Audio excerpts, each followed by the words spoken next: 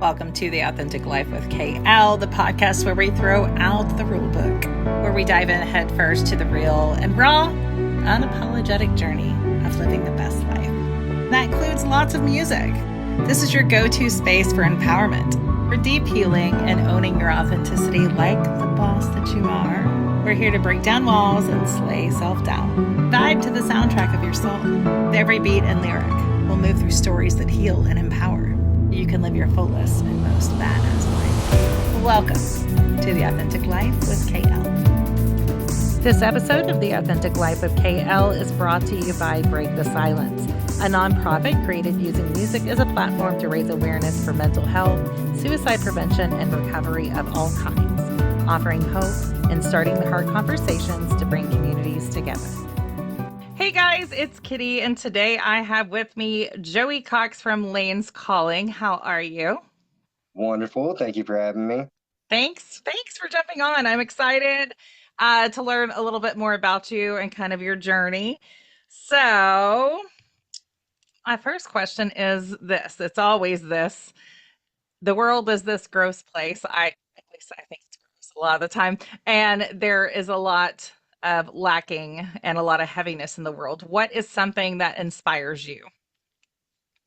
That absolute thing, just the heaviness of the world and being able to help other human beings. I think a lot of times society as a whole tends to forget that people are first and foremost still people. Um, I actually kind of talked about this with a friend last night. I feel like internet culture has kind of separated a lot of people from having normal human interaction. We have become so conditioned to those surface interactions that we don't know how to withhold um, a conversation of substance for longer than 5 minutes. It's true. It's true. And it makes, I think that there's a lot of people that get uncomfortable in real conversations. And that, that's part of the reason why I have the podcast and things like that is just because I think people do lose sight of we're all human and we're always buried in our phones or in Oh, something to absolutely. distract us from like other people and just living life. Yeah. Your music does touch a lot on mental health.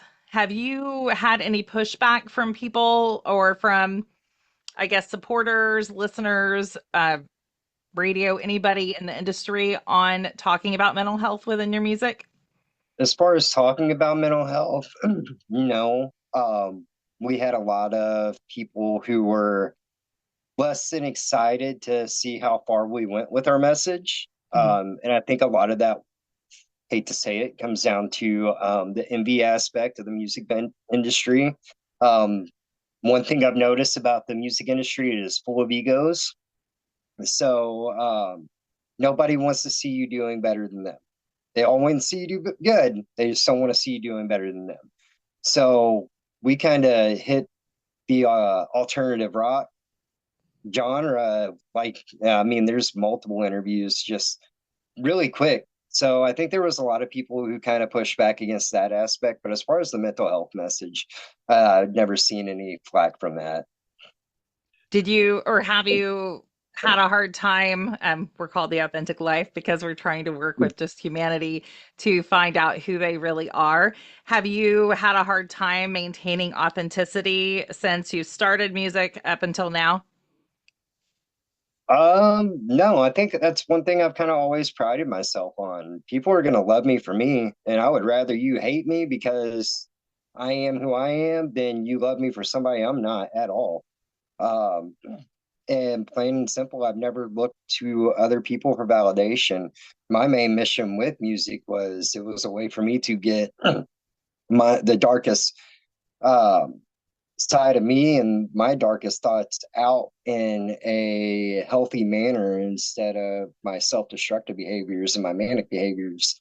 Um, and I use that to the fullest extent. And so my goal with music was always to hopefully if somebody resonates with the songs that we are making and we're putting out and it helps, then we've accomplished our mission. I love that. Do you tend to, when you write songs, especially when you're writing about the personal experiences or just struggles, do you tend to write and then like wipe your hands clean of it, or do you know what I mean? Like, is it I I'll write letters and burn them and it's gone. At least I try to work that way. You know what I'm saying? Is that something that Yeah, you I do? think in theory, I'd like to think that's how Yeah. my writing process goes, but I mean, I think reality of it is, and I think the reality of mental health in general is we're working at it daily, and Yeah. there is no end all be all for it. Everybody, and that's the biggest thing is everybody has their individual personality. It's what makes us unique. With that, everybody's mental health and the signs and symptoms of having a lacking mental health or a struggling mental health. I think a lot of people, you have to take it on an individual basis. I don't think there's an end all be all for that. So, yeah, I'd like to think that part of it is very therapeutic, but the other aspect of that are some of those issues that I talk about are things that we have to work at daily. Yeah, I think that I want to say that that's beautiful that it unites us all as humans, that that's what we do have to do. Because I think a lot of times people, and there might be small things that we can, or whatever, like write it and it go away. But I do think the internalization that we do with a lot of our grief and a lot of the struggles that we have, I think it takes more than just one time. I think it's just a consistent self reflection of a lot of those things because some of that stuff does hold on a lot. Um, why do you think music and mental health are so integrated? At least they are for you and myself. Why do you think that? Oh, I could go on for hours about this. I think artists in general, people who create, and I really do think the most beautiful art comes from people's trauma. As sad as that is, but I find there is beauty in death. There's beauty in life. You have this cool duality moment of light and dark consistently. So I think honestly, some of my favorite artists, they speak from places of trauma and real trauma. I think creates real art. Yeah, no, I think so too. I think we have those. We talk a lot about light switch moments in the group that I teach and just in the podcast and things like that. Like, usually you have these life altering moments to where you go from this was this way and then suddenly it's no longer this way ever again. You're a completely different person. And I think that the more that we acknowledge and the more that we talk about those things, it gives other people permission slips to share those stories because it is something that unites us. It's not always just fun things, but I do think there's beauty in that. I love that you said I'm a balanced person and light and dark. It's all. Oh, absolutely. You can't have one without the other, and that's I see it in the tattoo industry all the time. Some of the greatest artists I meet, there's some really messed up individuals, and it doesn't mean I love them any less. I might hold them in a further distance, but Yeah. they create very beautiful art. And I think the same can be said for the music industry as well.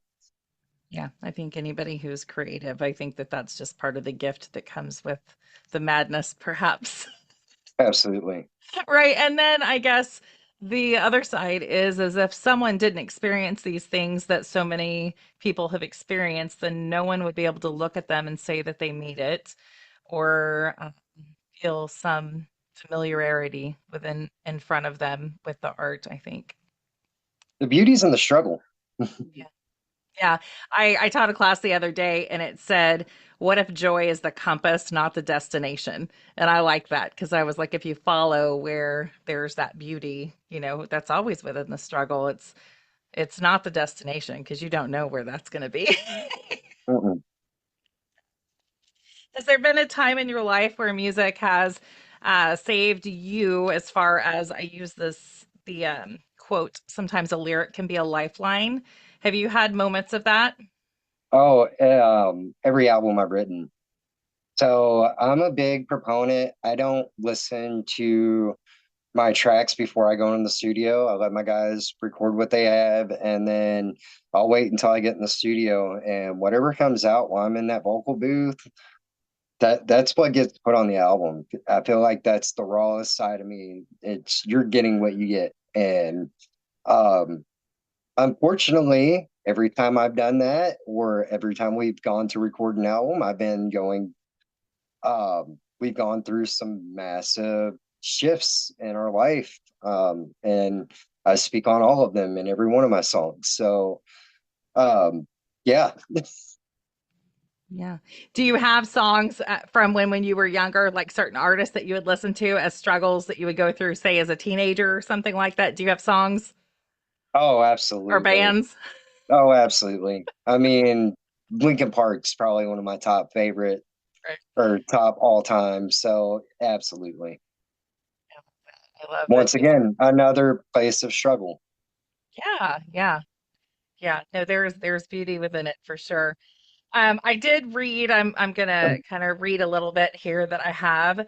I read that you have used your own personal experiences for the lyrics of the song Not Well. Do you mind if we talk about that a little bit? Oh, absolutely. Okay. It says in here that the song was created to help bring attention to the many issues and bring attention of the veterans suffering from PTSD every day. And I have many friends, and so that very much struggle with this. And so when I heard your song, it impacted me just enough to be able to share with them. Can you talk a little bit about the significance for you? So I wrote that song from a very, very dark place, mentally. Uh, we, my wife and I, and my youngest daughter had just moved back from Florida. I mean, I wouldn't say we failed, just more so life happens, Yeah, and you either continue to move with it or you don't. yeah, But the fact of the matter is, life's going to continue to go on, and it's going to continue to push forward. And I think sometimes you get comfortable in the suffering of that. For me, Not Well was shortly after the end of my military career, which that's a whole another podcast in itself. yeah, um, but I, I hit a very, very, very low point in my life. And for whatever reason, I've been sitting on a porch of someone that I never thought I'd be sitting with, and Not Well's lyrics came about. And funny story, I never imagined being the vocalist on the song. I'd played guitar for 15 years, so I'd written the guitar parts for the song already, and I just didn't trust anybody else to handle what I was trying to create. And I ended up, uh, after going maybe 2 years without having any kind of vocals for it, my wife finally talked me into going into the studio and recording what I had. And after much back and forth with her on that, I finally did, and Not Well came about. yeah. It's really impactful and grateful that you wrote that just because it does paint a picture of some of the things that I've sat with people with as well. So I do appreciate that you share your story through your lyrics very much so. Did you think that the song would be so impactful? Because I'm sure you have had people tell you Not at how all. impactful it was to them. Yeah, no, my big thing with it was, like I said, I was in a very, very dark place, and that was my way, my therapy. Uh, and uh, my only hope with recording it and putting it out there to the world was maybe, hopefully, somebody else who felt like they were in those same places mentally. Hopefully, they could grasp onto that, and it would help them in a darker time. Yeah, And I so to hear definitely. that to hear that it has helped people in such a way, that's all the validation I need as an artist. Yeah, I love that. I think that so many times I hear especially with my veteran friends that do struggle with the PTSD. It's like I think people think a lot of time that um, if you'll just give me a chance, I'll come in and fix you, or different things like that. And I found that in those times, they just want someone to sit there because no one really knows those places that their mind goes. And so I the fact that they could see it and say, me too, someone else has felt this whenever it's not talked about very much, especially within, I say men overall, and especially within veterans, it's not talked about. Oh, absolutely.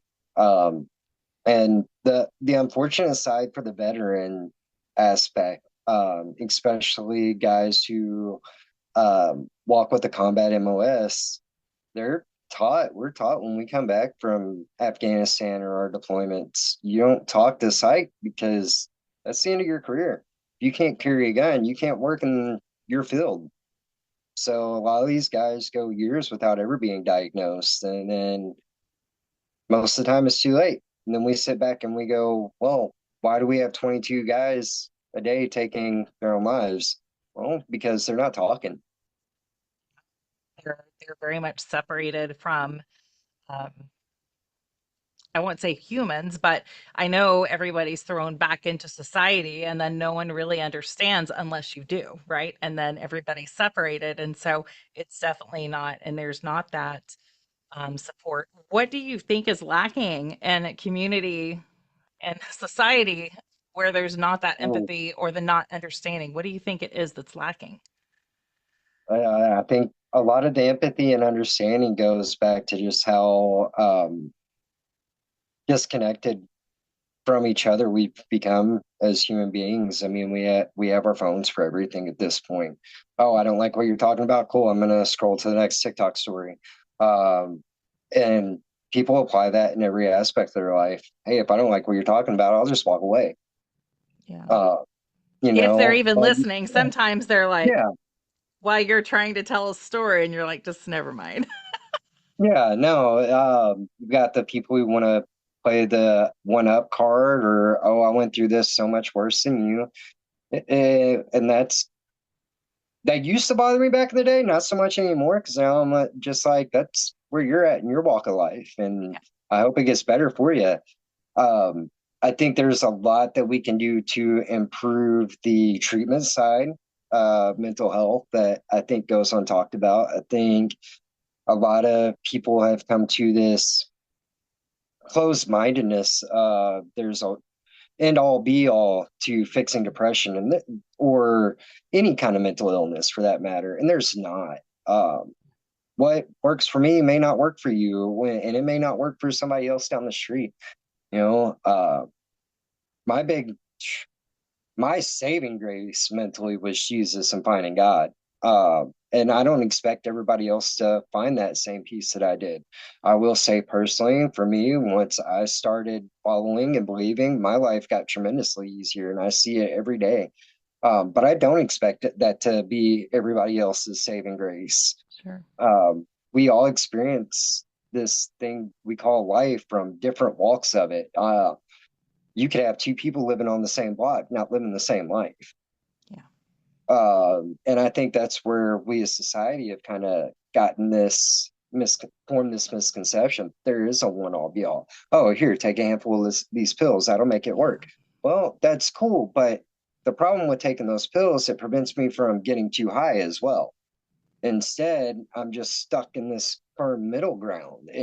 And there is no, okay, cool, I don't get excited at graduations like everybody else Yeah. does, or It whatever just the case numbs may you. be. Yeah, it keeps you in that static place. So I think we need to start looking at the treatment of mental health before we can start figuring out the fix for mental Yeah. And I think looking at it on health. an individual basis, because some people can struggle with depression and be just fine for like 5 years and something happen and then them tank and then no one knows anything's really wrong with them because no one really knows what's behind the smiles of everybody. So the individuality is really important with I think all treatment. Whether it be in treatment, whether it be with friends, going to church, whatever it may be, but it's definitely lacking. That's that's Absolutely. that's true. That's true.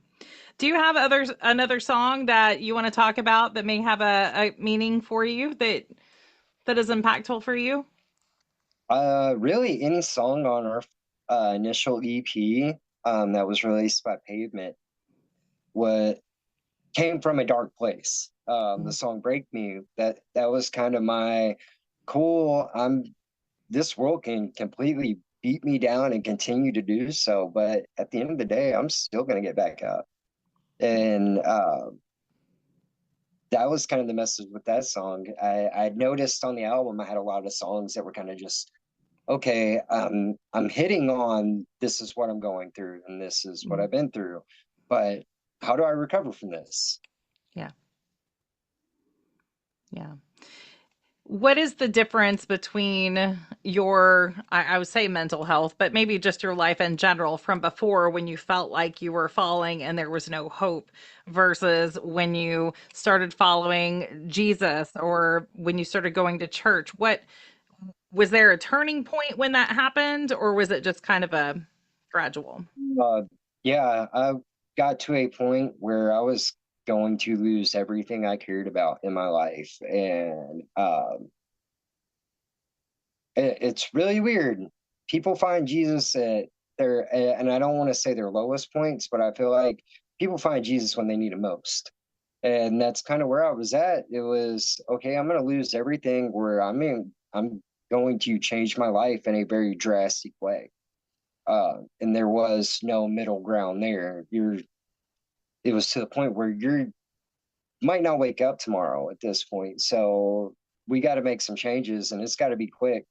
And fortunately for me, I won't say quick. It's still an everyday process and it's still a everyday treatment. But um, I noticed relatively quickly just by the changes in my attitude, my habits.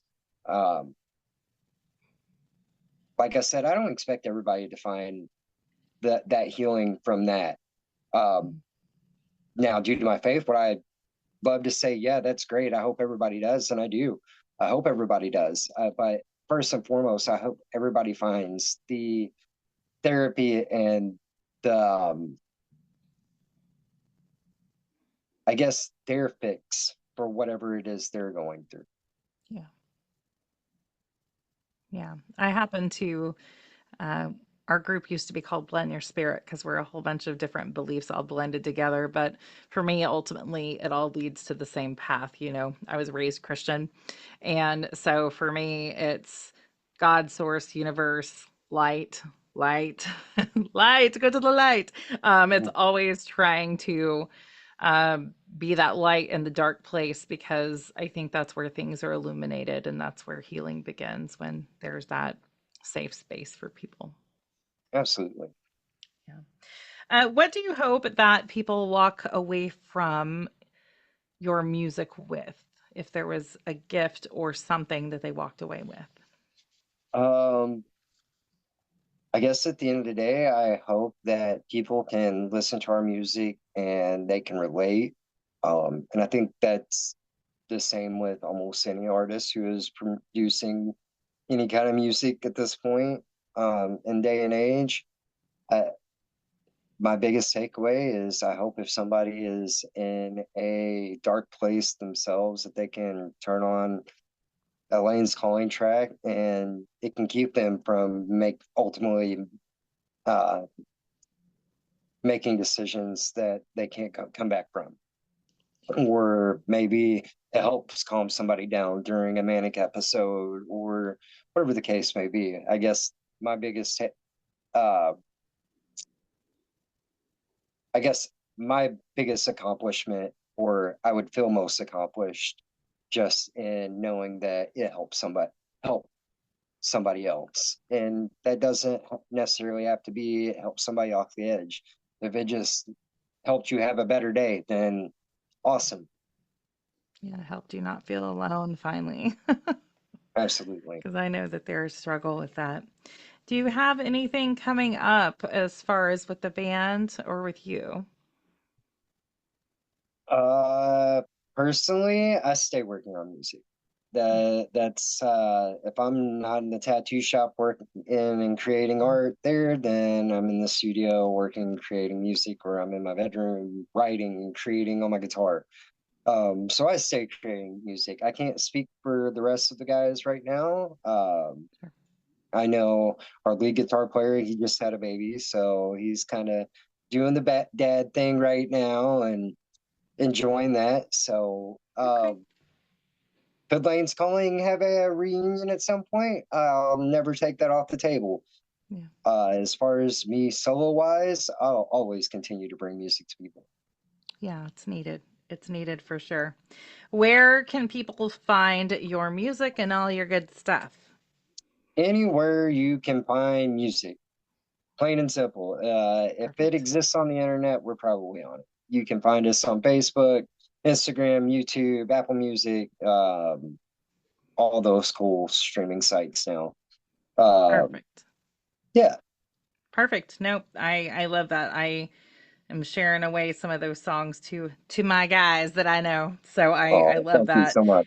Yeah, and thank you so much for um being this mirror for people who are going through similar things because you're a little bit further in the journey than some people, and I do think that It it took a helps. very, and I hope people understand this. It's not something where I don't wake up every day and I have to go, okay, this is what I need to do for my mental health so that I stay constant, so I stay heading in the right direction. And it is something that I work at every single day and devote myself to every day. A lot of it, and I think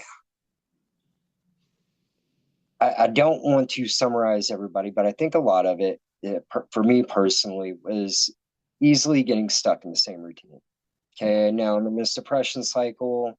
This is what I'm going to do day in and day out. I'm going to dread waking up. I'm going to dread doing this. And I think that's where people misconceive with depression. It's the absolute, I dread doing the smallest task out of the day. So, God forbid you ask me to do something bigger than myself because I'm going to have a complete nuclear meltdown. Yeah. Sometimes Um, taking a shower is all you can do that day if you're yeah, depressed, and and that's okay. it takes every ounce of energy out of you to do that. Yeah. So I don't want people to think that seeing me now, that this is where I was always at. No, it took years of struggle and heartache and just going through it. But now I've kind of figured out, okay, this is what works for me. This is how I get from day to day, and that's the other aspect, just treating it day by day. We're humans and nothing is constant. Yeah. Absolutely. Self-love is paramount. Self-love is Yes, paramount. don't ever skip that part of it. Yeah, I think that we're taught that self love and taking care of yourself is selfish. And in the end, if we don't take care of ourselves, we can't take care of everyone else or even help anyone else that's struggling, really. Um, that's just the reality of it. Don't use the bricks you're building your house with, giving them away to everybody else, because then everybody else is going to have their house built and you're just going to be left with a pile of nothing. That's great. That's a great thought. That it's not a great thought, but it's a great thought. Yeah. It's a great No, and comparison it's, because it yeah, is. It's true. I think that happens with a lot of people who go through lows in their depression is we give so much of ourselves to everybody else and then we're just left empty and alone, and that's where the depression kicks in and takes over. Yeah, and I think Uh, it's hard because I feel good when I'm doing things for other people. But there is, again, with anything, too much of it is not healthy either. If you're doing it a lot of times, it's that way you don't have to look at your own stuff oh, usually. absolutely. Absolutely. So we need to not do that either. So it's just this fine balance of it. And I don't know. I think that if we just talk more about it, then it would be better all the way around. Well, and that's the other aspect to it. It's scary if you look at the numbers of depressed people now as compared to 20 and 30 years ago, it's astronomical. But if you look at the shift, the cultural shift that we've had, what was introduced 20 to 30 years ago, we have the internet. And now we have, I think humans are social people. We need that social interaction. So not having that and being able to replace that with a screen on our hand. Okay, I want to wake up and go to Italy today. Well, I can do that because I have the power of the internet at my hands. I think that instant gratification, it's kind of disconnected humans from what life really is. Yeah, I think you're right. And I think the need for community is really important, even though a lot of times, and I myself am guilty, like I do not want all these people. Like nobody Oh, needs to know my business, whatever it is. But I think that there is beauty and vulnerability with boundaries. but but I think that there is that, like it used to be, like everybody lived in a community, everybody helped each other, everybody, you plant this and I'm going to do this and you hunt, and now we're all separated in our own homes and we're terrified of each other because we've been hurt or what we've been told, all those different things. oh, Just absolutely. tragic. So I always end the podcast with this question. If someone came to you and they were struggling, what is some words of wisdom that you would give them? That's hard because this goes back to an individual basis. I think goes back to societal norms. We want to offer that cookie cutter response to everybody. Oh, don't worry, it gets better. Don't take your life today. Gets better. Fact of the matter is, for some, it doesn't always get better. Um, so honestly, it wouldn't just be words. It would be, let's sit down and have a real conversation. Let's have some real interaction. Do you want to go get some lunch? Um, and that's been my approach with anybody who I know struggle mentally. Uh, One of the great things we used to do as society back in the day, I don't know about everybody else's family, but my family used to do big family get-togethers every day, and I think that's really essential for any kind of community is just having that interaction and that okay, I know there are other people out here and they do feel like me or they do care about me. So I think um, to say it to say it at least and to say that okay, here are a few words of wisdom, I don't think you can do that anymore. I think we have to start examining things on a more cellular level. No, I love that answer because I very much, I'm like, I'll sit with you in the dark. I'm not going to sit there forever. Some of the things we do have to do ourselves, but we can Absolutely. be there. We can be there, and I think one of the things I've learned is that I can ask, are you wanting me to listen or listen to respond? Has been a huge thing for me too, because sometimes they don't want a response. They just want a body there that deems them as valuable to sit there with them, and that's okay too. I met this 73-year-old veteran back in December of this year. And at first, I was very hesitant on because I didn't know anything about him at first. All I knew him as was the homeless man who carries all of his belongings up and down the street in front of my house in a basket every day. Uh, and one night it was starting to storm here, and I had seen him under a bridge and went down. And the first thing I wanted to do was offer him money, but he didn't want it. He didn't want the jacket I was offering him or the shoes that I was offering him. The only thing he wanted was human interaction. And that was something that people would pass him up day after day without offering him. All he wanted was somebody to talk to for a few minutes. So me and my wife made it our mission every time we seen Robert to go and stop and say hi and talk to him, ask him if he needed anything, but more than anything, just to listen. And it's actually kind of the story's kind of sad because I haven't seen him in a couple of months. And I say it's sad, but the other side to that is I'm hoping that he's in a place where I don't have to see him on the street anymore. Yeah, yeah. Human interaction. If you're listening to this, human interaction. That yeah, you asked me about the one thing I want people to take away from anything I do. Get that human interaction, that one-on-one interaction with somebody. Yeah. Because you Yeah, really don't know just by listening who you're going to help. it's true. It's so true. And I mean, if you were able to help someone who was just a passerby, imagine what we can do to people that we talk to on a regular basis. Um, yeah, human interaction is huge. Thank you so much for coming on. Absolutely. Thank you for having me. Yeah, absolutely, absolutely. The Authentic Life with KL and Break the Silence are two healing missions aligning to support mental health, all wellness and recovery, offering hope and amplifying the light.